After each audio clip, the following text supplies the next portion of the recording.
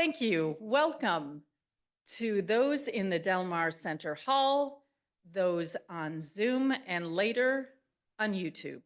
My name is Linda C. McCabe, and I am the current chair of the Sea Ranch Forum. Sea Ranch Forum is not an official function of the Sea Ranch Association. It is organized by Sea Ranch members and is independent of the board of directors and staff, and was originally founded in 1973.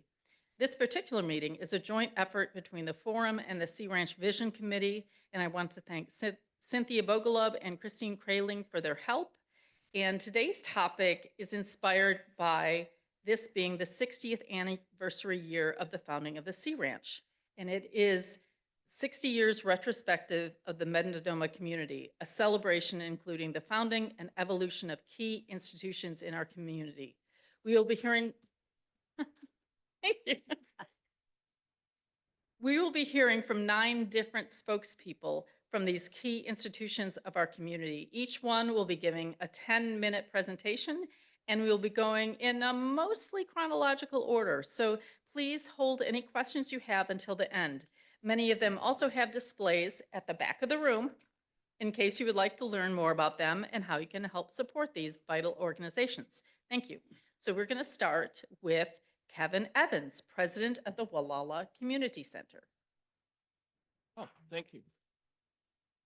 Thank you. Thank you, Linda, and thank you to the Sea Ranch Forum and the Sea Ranch Vision Committee for putting this event together. It's kind of exciting to be able to represent the community center that we're all used to for so many years. It's hard to believe that there were 14 residents of Gualala that met at Johnson's restaurant to propose the idea of building a church and a Sunday school classroom to provide community building that included recreational opportunities. Unfortunately, the church was not built, but the community center was constructed in 1954. As you can imagine, when you try to build a building, you have to raise funds. So they were able to raise $1,250 at their first public meeting to help build the building. With donated funds, local labor, and materials, the center was built. The first community center board of directors was elected in May 28, 1956. Ted Mills was the president, June Talk was the secretary, and Dorothy Eklund was the treasurer, and they were elected by the general membership. The motivation to build the center was to provide a moral uplift for the community. The GCC bylaws state the purpose of the Gualala Community Center is to provide a center for civic, educational, welfare, and cultural activities. In 1976, the stage was constructed and dedicated to Tony Vieira, who was the first manager of the community center. And in 1992, the general membership approved the allocation of $140,000 towards the construction of the annex building. We can see how prices have changed since then. If we can go. It takes key volunteers to make the operation go. Pictured are Rick and Kathy DeMaio. They were the key volunteers and the inspiration for the community center operation. Little known fact is May Enos and Kathy DeMaio proposed a monthly rummage sale to generate revenue for the GCC operation in 1966. The first official pancake sale was held in 1967. And in 1968, the rummage sale was officially named Pay and Take. Robley Duncan and his 3 generations of Duncans constructed the brick fireplace and the exterior brick entryway to the community center. So it truly was a labor of love for many of the community members in Gualala. We have some great, the community center has provided a lot of support for a lot of different groups. The Rotary Club pictured here held their regular meetings, had fundraising events, and also did a presentation of scholarships to local students. The next picture is of the Gualala Lions Club. They too held their club fundraising events. The crab feed, which many of you have been able to attend, the St. Patrick's Day event, and the chili cook-off. The pictures on the left and in the center are of the crab feed, and on the right is of the St. Patrick's Day event. And you can't tell, but there's the Michigan State shirt. I saw that on it better. Yeah. Go green. The next slide, Coastal Seniors. Coastal Seniors did their congregate meal program at the center. They also did their Meals on Wheels. But most importantly, as you can tell, they held their spaghetti dinners. And there's a young man who obviously is enjoying his spaghetti dinner. And so we wanted to portray that. In the back, behind the young man, is a picture of the Kid House, which was one of the last standing buildings on the property before the community center was finalized. Next picture. This was something that was a co-sponsored event with the GCC, local service clubs, local businesses, and volunteers. And that was our annual Thanksgiving dinner. It was open to anybody who would like to come together in fellowship and have a Thanksgiving meal. Many of the residents and even those that were visiting participated in the Thanksgiving dinners, and it was really a labor of love by all of the volunteers, and we do miss it.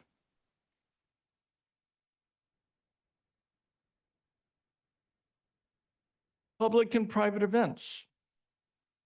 As you can tell, this was one of our dance classes on the stage.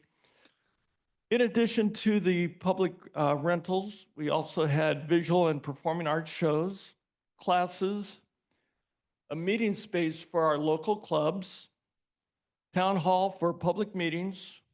It served as an election polling place, a venue for fundraising events. Example was a botanical garden, and it also provided a place for the community to come together for any of their private events as well, which included weddings, anniversaries, birthdays, quinceañeras, and the celebration of life. But I think most importantly, the center served as an evacuation site to support individuals displaced from their homes due to a catastrophic event, to provide a support facility for first responders and the community during storm damage, fire, flooding, earthquake, and power outages. That was one of the untold stories that we, in collaboration with our local first responders and safety service operations, that is something we never really wanted to use, but it was available should there become a problem in our community. And as in 2023, we noticed when we had the terrific storm that Gualala and the Sea Ranch became landlocked, and we couldn't head south of Stewart's Point, and we couldn't go further than Point Arena. And so we had to rely on our resources here, and the community center provided that opportunity for everyone. Next slide. Since 1966, Pay and Take has served as the revenue-generating source for the Gualala Community Center. There are 5 departments that operate through the Pay and Take operation. The upper right is clothing. The bottom right is our baking operation. The bottom left, that is our housewares and furniture and electronics operation. The upper left is also the furniture and electronics inside the building. And as you can see, the upper center portion is the bookstore, which is quite an extensive library. I will tell you that a lot of the items that we receive are not necessarily used and sold, but they are donated throughout the community and to local agencies that could use use our items. For example, the bookstore, we don't keep the paperback books, but they are transported to a jail in the Sonoma County, and the books are for the inmates that are looking for reading material, and so we provide them a regular supply of books to update their library.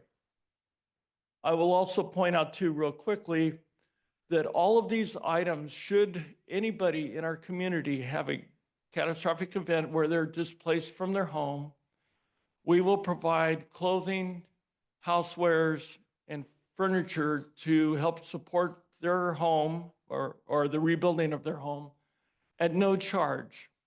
All they have to do is contact someone from the community center, and we will provide the necessities for you to get back on your feet. We also support our local educational system. We get a lot of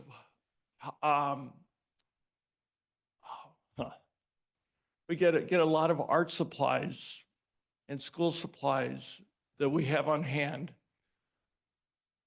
We offer those to our local school teachers to help fund or to help support their operations, realizing that they have a limited budget. So all the school teachers have to do is come to the community center, and we will help them provide those supplies for their school year and for their classrooms. Okay.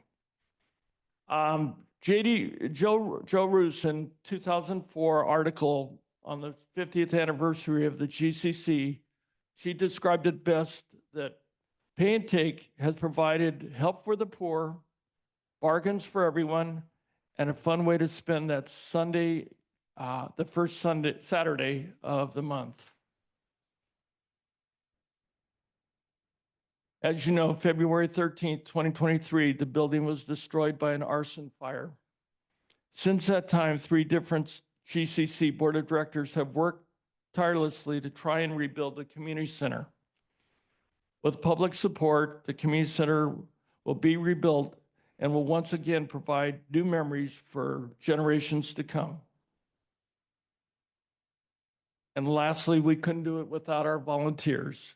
And I wish to thank all of the people that have made the Gualala Community Center an important part of their lives and our lives as well, and the community of directors, staff, and volunteers that make the GCC, make up the GCC operation. Thank you. Thank you, Kevin. And